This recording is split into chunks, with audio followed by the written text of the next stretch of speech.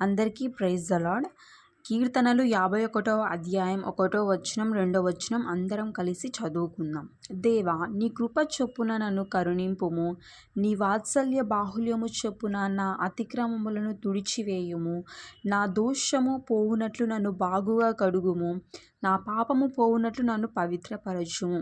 ఇక్కడ ఇవన్నీ ఎవరు ప్రార్థన చేస్తూ ఉన్నారంటే దావీదు కుమారుడు దావీదు అనేది ప్రార్థన చేస్తూ ఉన్నాడండి. ఈ విషయముల గురించి దావీదు ప్రార్థన చేస్తూ ఉన్నాడు. అతని పాపములని ఒప్పేసుకుంటాడు, తన దోషములన్నిటిని బాగా కడుగుము అని చెప్తా ఉన్నాడు దేవునికి. నా అతిక్రమములు తుడిచివేయండి ప్రభువా అని కూడా చెప్తా ఉన్నాడండి.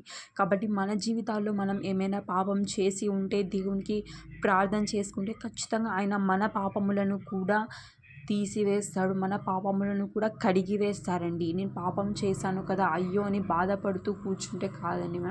మనం దేవునికి ప్రార్థన చేస్తే ఆయన వినే దేవుడు, ఆయన మన మొరను ఆలకించే దేవుడు. కాబట్టి అందరూ కూడా ప్రేయర్ చేసుకోండి. దేవా, నేను పాపిని, నేను క్షమించు ప్రభా అని ప్రార్థన చేస్తే ఆయన ఖచ్చితంగా మన మొరను ఆలకించి ఆయన మన మాటలను విని ఖచ్చితంగా మన పాపములను ఆయన తీసివేస్తారండి.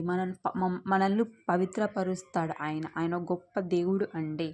మాకు ఛానల్ని సబ్స్క్రైబ్ చేసుకోండి అలానే.